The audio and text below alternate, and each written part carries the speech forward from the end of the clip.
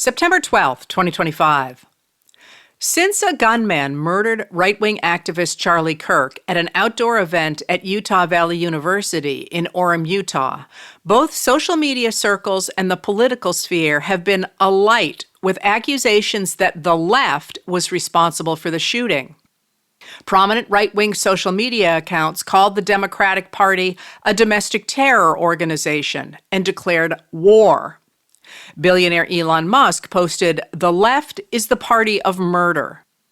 From the Oval Office, President Donald J. Trump blamed the shooting on the radical left and vowed to find each and every one of those who contributed to this atrocity and to other political violence, including the organizations that fund it and support it, as well as those who go after our judges, law enforcement officials, and everyone else who brings order to our country. Without any information about the shooter, the media got in on the game, with the Wall Street Journal reporting yesterday that ammunition engraved with transgender and anti-fascist ideology was found inside the rifle authorities believe was used in Kirk's shooting. Bomb threats targeted Democratic politicians, primarily black politicians, and historically black colleges and universities, or HBCUs. Condemnation of the shooting was widespread, perhaps eager to distance themselves from accusations that anyone who does not support MAGA endorses political violence. Commenters portrayed Kirk as someone embracing the reasoned debate central to democracy, although he became famous by establishing a database designed to dox professors who expressed opinions he disliked so they would be silenced. I am included on this list. Meanwhile, it was not clear the Federal Bureau of Investigation, or FBI, was up to the task of finding the killer. FBI Director Kash Patel and Deputy Director Dan Bongino were both MAGA influencers with little law enforcement experience when Trump put them in charge of the agency. Once there, they focused on purging the agency of those they considered insufficiently loyal to Trump, or DEI hires. In early August, they forced out the leader of the Salt Lake City, Utah field office, Mehtab Syed, a decorated female Pakistani-American counterterrorism agent. Meanwhile, David J. Beer of the Cato Institute reported that 1 in 5 FBI agents have been diverted from their jobs to conduct immigration raids with Immigration and Customs Enforcement. And just hours before the shooting, 3 former top officials at the FBI filed a lawsuit against Patel, the FBI, Attorney General Pam Bondi, the Department of Justice, and the President, accusing them of unlawfully politicizing the FBI, purging it of anyone who had ever worked on a criminal investigation of Trump. The lawsuit suggests Bongino had an intense focus on using his social media profiles to change his followers' perceptions of the FBI. As Quinta Jurecic reported today in The Atlantic, hours after the shooting, Patel's personal social media account posted a picture of himself and Kirk. Minutes later, Patel's official FBI account posted that the shooter was already in custody, and then, an hour and a half later, said the suspect had been released. Both Patel and Bongino appeared to be focused more on posting than on doing the work to find the shooter. This morning, Trump announced on the Fox News channel's Fox and Friends that he had just heard they have the person that they wanted. That person turned out to be 22-year-old Utah native Tyler Robinson, who turned himself into authorities after his father urged him to. Robinson's parents are registered Republicans. He was not affiliated with a political party and was an inactive voter. Over the past years, Robinson's mother posted a number of pictures of him and his brothers posing with guns. Robinson had recently had a conversation with a family member about why they didn't like Kirk's viewpoints.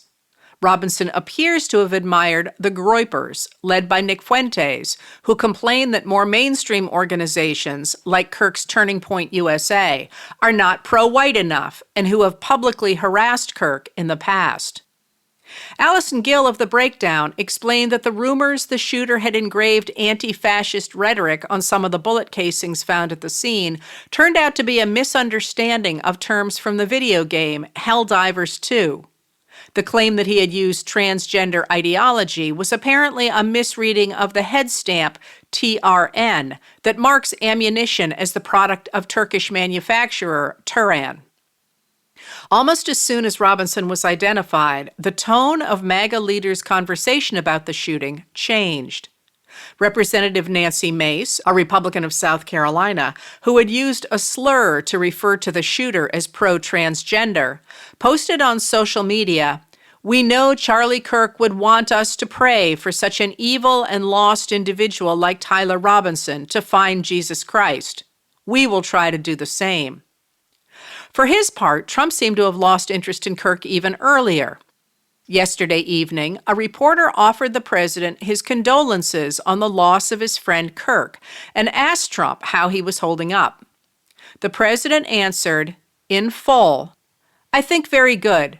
And by the way, right there you see all the trucks. They've just started construction of the new ballroom for the White House, which is something they've been trying to get, as you know, for about 150 years, and it's going to be a beauty. It'll be an absolutely magnificent structure. And I just see all the trucks. We just started, so it'll get done very nicely, and it'll be one of the best anywhere in the world, actually. Thank you very much."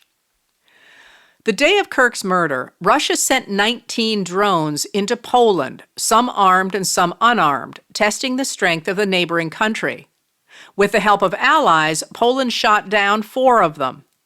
Poland belongs to the North Atlantic Treaty Organization, or NATO, with whom the U.S. shares a mutual defense agreement, meaning that if it is attacked, we will come to its aid.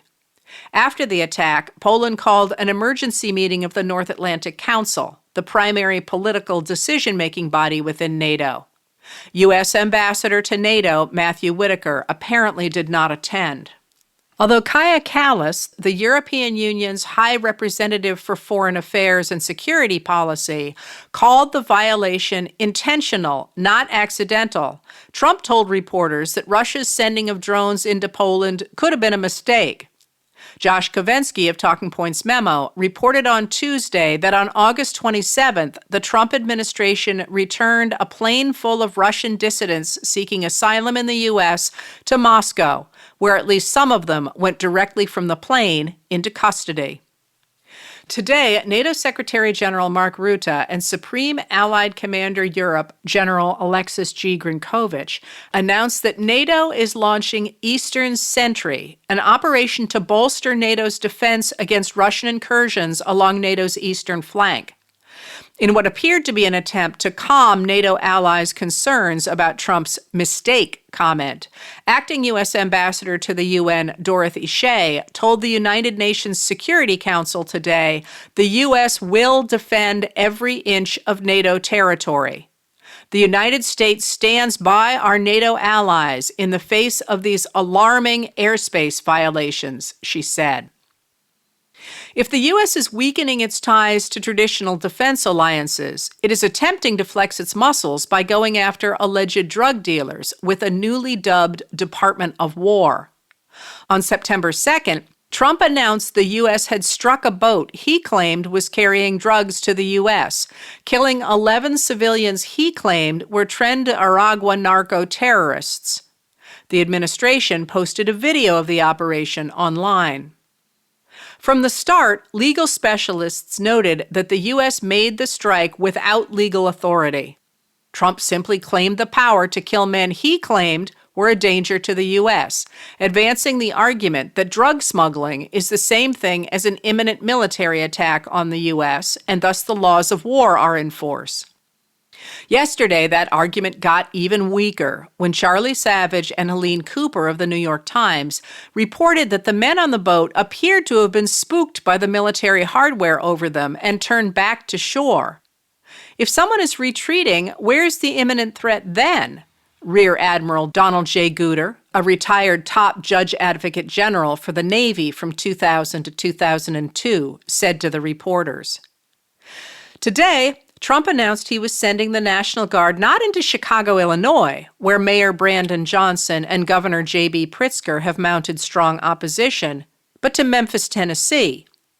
The Memphis Police Department noted, Overall, crime is at a 25-year low, with robbery, burglary, and larceny also reaching 25-year lows. Murder is at a 6-year low, aggravated assault at a 5-year low, and sexual assault at a 20-year low in the city. Shelby County Mayor Lee Harris asked Republican Governor Bill Lee to please reconsider if this is on the table. He said local government would welcome more state troopers to help fight crime, but to have individuals with military fatigues, semi-automatic weapons, and armored vehicles patrolling our streets is way too far, anti-democratic, and anti-American. Lee released a statement saying he was set to speak with Trump about a strategic mission to use state law enforcement more effectively with an already established FBI mission in Memphis. Meanwhile, yesterday, 4 out of 5 justices on a panel of the Brazilian Supreme Court found former President Jair Bolsonaro, a close ally of Donald Trump, guilty of plotting a coup, attempting to overturn the country's 2022 election, and committing violent acts against state institutions. They sentenced him to 27 years and 3 months in prison.